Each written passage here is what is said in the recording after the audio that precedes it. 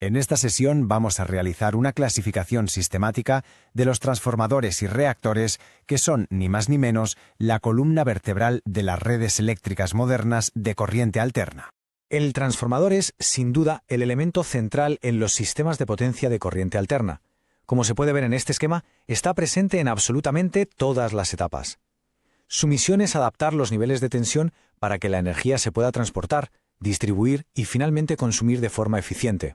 Este va a ser nuestro recorrido. Empezaremos por lo más fundamental, la función del transformador, y desde ahí iremos subiendo de escala para ver los grandes equipos de la red, los dispositivos más especializados y terminaremos con los que nos entregan la energía en casa. Pues vamos con el primer punto. Aquí nos vamos a centrar en la función esencial del transformador, que es básicamente permitir el transporte de energía a muy alta tensión para reducir al mínimo la corriente y con ello el grosor de los cables. A ver, el principio es bastante sencillo pero fundamental. Al elevar muchísimo la tensión, conseguimos que la corriente necesaria para transportar la misma cantidad de potencia sea mucho más baja. ¿Y esto qué significa? Pues que se reducen las pérdidas de energía por calor y además podemos usar cables más finos, lo que optimiza todo el sistema. Y la tecnología que hace posible todo esto es precisamente el transformador. Pasamos ahora a la primera gran categoría de equipos. Vamos a hablar de los transformadores a gran escala, los que gestionan la energía en bloque, justo a la salida de las centrales y en las grandes autopistas eléctricas.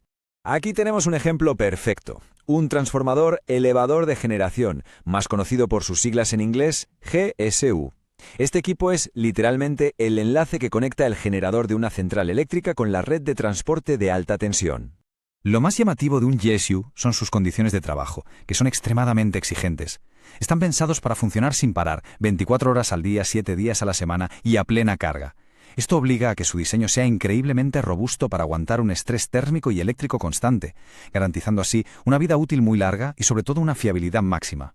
Y de los GSU pasamos a otro tipo de gigante, los transformadores de interconexión. Su trabajo es diferente. Actúan como puentes entre sistemas de transporte que operan a distintos niveles de tensión, permitiendo que la energía fluya de una red a otra.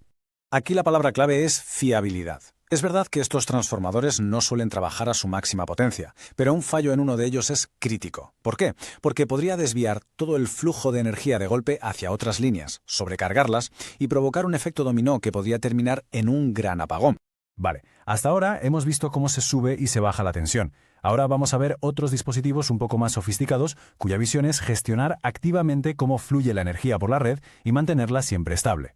En este punto es importante diferenciar entre dos tipos de reactores. Por un lado, tenemos el reactor shunt, que se conecta en paralelo. Su trabajo es absorber potencia reactiva para controlar las sobretensiones que aparecen en líneas muy largas y con poca carga, un fenómeno conocido como efecto Ferranti. Y por otro lado, está el reactor en serie, que se conecta directamente en la línea y actúa como un obstáculo, como una impedancia extra para limitar las corrientes de cortocircuito a niveles que los equipos puedan soportar.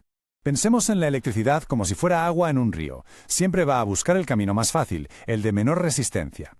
Para poder dirigir ese flujo a voluntad, se usan equipos como este que vemos en la imagen, los transformadores desfasadores. La clave de un transformador desfasador no es cambiar el nivel de tensión, sino introducir un pequeño desfase angular, un adelanto o un retraso en la onda de tensión. Este pequeño cambio modifica las impedancias que ve la electricidad en las distintas líneas y permite a los operadores de la red, literalmente, dirigir la energía por donde más convenga para evitar sobrecargas. Entramos ahora en un terreno muy especializado.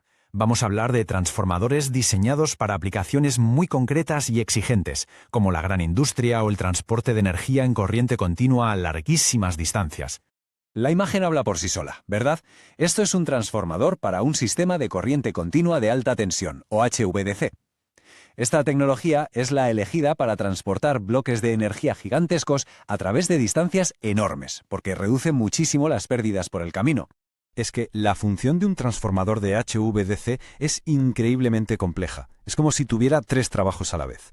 No solo adapta la tensión entre la parte de alterna y la de continua, también convierte el sistema para minimizar los armónicos que genera la electrónica de potencia. Y quizás lo más importante, actúa como una barrera aislante que protege a toda la red de corriente alterna del potencial de la corriente continua. Y de las largas distancias saltamos a la industria pesada. Aquí tenemos transformadores para hornos de arco o para plantas de electrólisis como las de aluminio. Y todos comparten un reto común: manejar corrientes absolutamente brutales, que pueden superar los 60.000 amperios, pero a tensiones bastante bajas. Esto plantea unos desafíos de ingeniería enormes. Pensemos en un horno de arco. Su funcionamiento normal implica provocar cortocircuitos constantes para fundir el metal. El transformador tiene que estar diseñado para aguantar esas fuerzas electrodinámicas tan violentas y el estrés térmico una y otra vez, sin fallar. Es una auténtica proeza de la ingeniería. Y con esto llegamos al último eslabón de la cadena, al tramo final de la red. Vamos a ver los transformadores que se encargan de entregar la electricidad a los consumidores, ya sean comercios, industrias o residenciales. A simple vista ya se aprecian las diferencias. A un lado tenemos el diseño más tradicional, el transformador sumergido en aceite dieléctrico, y al otro una unidad moderna de tipo seco, donde los bominados están encapsionados directamente en resina. La elección entre uno y otro depende casi por completo de dónde se va a instalar.